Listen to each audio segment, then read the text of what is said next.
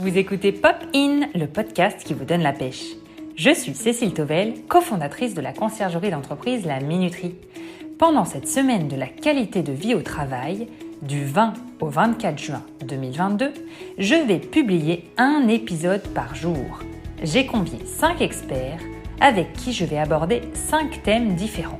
Le premier, bien manger. Le deuxième, s'échauffer le matin. Le troisième, bien dormir. Le quatrième, participer à un challenge sportif. Et enfin, le cinquième, découvrir les bienfaits des massages et de la réflexologie. Allez, c'est parti pour l'épisode du jour. Aujourd'hui, je reçois Pamela Neslami qui vit à Arras dans les Hauts-de-France. Pamela est médecin nutritionniste depuis 10 ans. Elle travaille actuellement à l'hôpital privé Arras-les-Bonnettes. Son domaine de prédilection, c'est l'accompagnement des personnes obèses. Elle aime pouvoir aider les patients à trouver un rapport plus serein avec l'alimentation. Bonjour Pamela. Bonjour. Bienvenue sur le podcast. Alors, ma première question, c'est quels aliments donnent la pêche ? Alors, j'ai envie de dire, quand on pense avoir la pêche, on pense en général à la vitamine C. En effet, la vitamine C, c'est une vitamine qui stimule le tonus, l'immunité, qui lutte contre le vieillissement cellulaire et donc les aliments en contenant peuvent être effectivement considérés comme des aliments qui donnent la pêche. On a donc les agrumes, les poivrons, les kiwis, cassis et fruits rouges, etc. Donc ça fait vraiment partie des aliments qu'on a dans l'idée générale et dans l'idée commune. En plus, la vitamine C, elle aide à fixer le fer et qui dit avoir la pêche, dit aussi lutter contre les coups de fatigue. Et les coups de fatigue, ils arrivent en cas de carence en vitamines et en oligo-éléments, donc notamment en fer et magnésium. Et donc là, on peut parler du chocolat, qui est un aliment aussi qui va donner la pêche, et les vitamines du groupe B, qui sont peut-être un petit peu moins connues, mais comme la B9 et la B12, qui vont essayer de lutter contre la fatigue intellectuelle. Et là, on va parler des légumes verts, des céréales, etc. Donc, il ne faut pas oublier non plus que si on veut éviter les coups de pompe et tenir en énergie toute la journée, il ne faut pas négliger les macronutriments. Donc, on a parlé des vitamines qui sont importantes, mais les macronutriments, c'est tout ce qui est glucides, protéines, donc les féculents. Et donc, ces macronutriments, avec les lipides, eux, apportent des calories. Et donc, ça constitue le carburant du corps. Et si on n'a pas assez de calories, on ne tient pas toute la journée. Et donc, on a des coups de fatigue et on n'a pas la pêche. Super, merci, c'était très clair. Est-ce que vous avez des astuces pour avoir la pêche grâce à une bonne alimentation ? Pour compléter ce que vous venez de dire.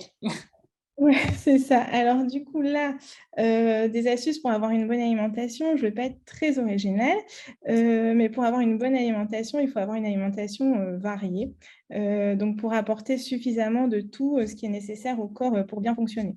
Donc, aussi bien les micronutriments, donc, comme les vitamines et oligo-éléments dont j'en ai parlé un petit peu, et aussi les macronutriments.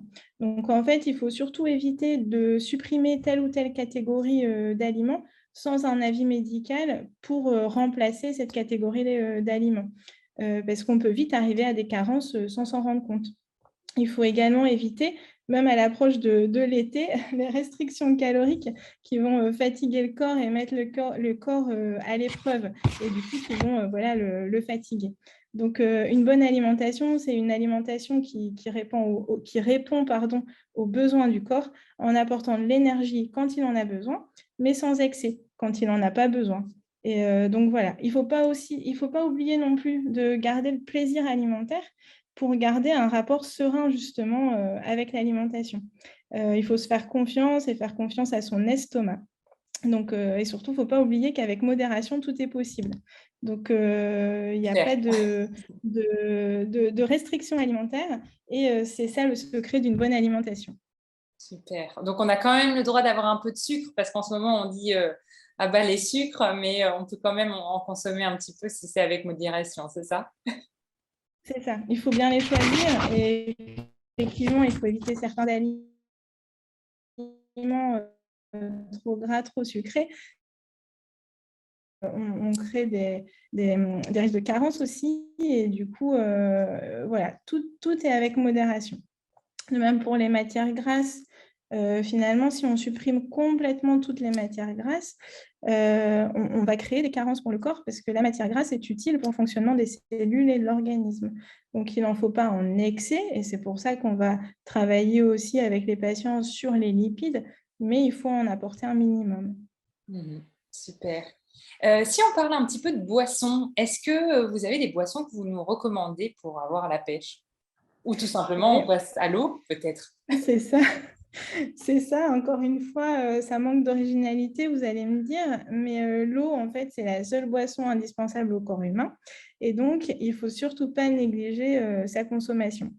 Idéalement, il faut en boire entre 1,5 litre et 2 litres par jour pour vraiment éliminer les toxines, pour à votre santé. Je montre pour Pour la vidéo, éliminer. pour ceux qui l'écoutent en podcast, ils ne peuvent pas voir que j'ai sorti le petit verre pour boire justement entre deux. Ouais, donc du coup, elle est vraiment importante, cette consommation, pour plein de choses. Donc, je disais éliminer les toxines, pour hydrater son corps, pour la qualité de la peau, enfin, voilà, pour plein de choses. Idéalement, il faut aussi varier les eaux parce que leur contenu en minéraux change un petit peu. Donc, c'est bien de les varier. Et en fait, il ne faut pas oublier qu'une déshydratation, ça peut entraîner des problèmes de santé comme des confusions, des baisses de tension ou certaines lésions d'organes. Donc voilà, donc la seule vraiment boisson à recommander, c'est l'eau. Néanmoins, il y a d'autres boissons qu'on peut boire, mais encore une fois, j'aime bien ce mot avec modération.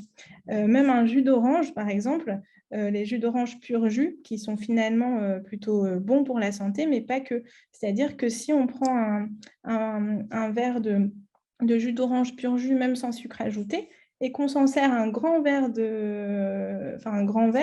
finalement, ça va être le sucre de 4-5 oranges, parce qu'on sait très bien que quand on presse une orange, on a un petit fond de verre. Donc, c'est vrai que si on pense bien faire en prenant un grand verre de jus d'orange tous les matins, finalement, c'est très sucré. Donc, autant prendre un demi-verre et puis apporter juste les vitamines qu'il faut, ou encore mieux, manger l'orange, par exemple. Oui. Donc, voilà. Après, du coup, par rapport aux autres boissons, je voulais juste faire un petit point sur le café aussi, parce que c'est la boisson sociale par excellence, la boisson professionnelle aussi par Oui. excellence. Et du coup, celle-ci aussi, il ne faut pas non plus en consommer trop en excès. Ça peut provoquer des troubles du sommeil, une anxiété, une agitation. Au-delà de 5 tasses par jour, ça peut, enfin voilà, il n'y a pas forcément d'utilité. Donc, même le café, alors ça hydrate, donc on peut le considérer dans ses apports hydriques, mais pas en excès non plus. Donc voilà. Et après, tout ce qui est boisson sucrée, malheureusement, c'est vrai que d'autres boissons qui peuvent paraître bonnes pour la santé, si elles sont sucrées, elles favorisent d'autres problèmes de santé, comme obésité, diabète, etc. Donc, je n'ai pas beaucoup d'interdits alimentaires, mais les boissons sucrées, c'est vrai que c'est à consommer vraiment avec modération. Donc, je pense que j'ai dit beaucoup de fois ce mot dans le podcast modération, mais, mais voilà. Est-ce que, du coup, au niveau des eaux, vous avez dit c'est bien de varier. Est-ce que vous avez des idées pour se repérer? Est-ce que c'est juste il faut varier les marques ou est-ce qu'il faut regarder au dos de la bouteille vraiment le contenant, enfin, justement, combien il y a de magnésium, qu'est-ce que vous recommandez pour varier les eaux? Non, vous variez un peu les marques et puis un peu les styles d'eau. Il y a les eaux de source, les eaux minérales. Et donc, en fait, chaque catégorie va avoir un petit peu des ions, enfin, des minéraux différents. Par exemple, il y a des eaux assez typées. On pense à l'eau épar Oui. où ça va favoriser le transit parce qu'il y a beaucoup de magnésium. Il y a aussi l'eau Contrex où il y a d'autres minéraux qui sont bien pour l'élimination, les choses comme ça. Donc, voilà. Mais sinon, les eaux classiques, il faut varier un petit peu le type d'eau, eau minérale, eau de source. Voilà. D'accord, très bien. Et les tisanes, est-ce que c'est bon ou pas trop? Ça dépend à quoi? Ouais. Les tisanes, c'est bon dans le sens où, alors, dans les thés, enfin, dans les thés, il y a de la théine, mais c'est moins dosé que le café. Donc, voilà, c'est vraiment. Donc, on a entre guillemets le droit, avant d'arriver aux effets nocifs, d'en prendre un petit peu plus. Les tisanes, il n'y a pas de théine, il n'y a pas de. Enfin, voilà, donc il n'y a pas de souci complications. Après, et ça compte bien dans l'hydratation. Après, un mix eau froide et eau chaude, entre guillemets, c'est pas mal parce que ça favorise d'autres, comment dire, ça a d'autres fonctions. C'est vrai que l'eau froide, ça réhydrate un peu plus. L'eau chaude, c'est bien quand on est enrhumé, etc. Ça a des valeurs un petit peu différentes. Donc, c'est bien de mixer les deux. Voilà. Très clair, merci. Alors, j'ai une dernière question. Est-ce que vous auriez des livres ou des vidéos à nous conseiller sur le thème du bien manger? Ouais, alors du coup, j'ai regardé un petit peu parce que il y en a il y a un livre qui a l'air vraiment pas mal, qui est sorti il n'y a pas longtemps. Donc, je ne l'ai pas vraiment lu, mais j'ai regardé un petit peu de quoi ça racontait. Et c'est le livre L'assiette santé. Donc du coup, c'est Thierry Marx, donc le cuisinier, et le docteur Dalu qui ont fait ça. Et en fait, ça a l'air vraiment pas mal parce que ça parle de l'alimentation saine et aussi de l'absence de régime, pas de frustration, etc., qui est un petit peu ce que j'aime bien aussi. Et donc, du coup, voilà, et ils avaient fait aussi un livre comme ça pour les enfants. Parce que, donc, si je reprends un petit peu mon domaine, entre guillemets, d'action sur l'obésité, c'est vrai que ça commence avec la prévention. Et donc, expliquer aux enfants pourquoi on mange assis, est-ce que je dois vraiment finir tout le temps mon assiette, ou des petites explications sur les aliments. Donc, ça s'appelle Quand ça va pas, et ça, c'est plutôt pas mal non plus. Voilà. Donc après, il y a le grand livre de l'alimentation aussi, où là, ça va vraiment décrire tous les aliments avec leurs avantages, les vitamines que ça va apporter. Et du coup, ça, c'est vraiment bien pour rester un petit peu dans ce choix alimentaire qui va donner la pêche, ou alors choisir ses aliments en fonction de ce dont on a besoin et tout ça. Donc voilà, c'est quelques livres. Super, eh ben, merci énormément et puis à bientôt. Merci beaucoup Pamela, au revoir. De rien, merci à vous. J'espère que cet épisode de podcast vous a plu. Si oui, abonnez-vous au podcast pour ne pas manquer les prochaines interviews. J'en profite aussi pour vous recommander un super magazine trimestriel sur la qualité de vie au travail. Il s'appelle People at Work et dans le numéro 5, il se peut que vous trouviez une page bien orangée à l'intérieur. Et oui, la Minuterie a une page rien que pour elle. Un beau cadeau pour les 10 ans de notre entreprise. Je vous mets le lien vers le magazine dans la description de cet épisode. À bientôt sur Pop In!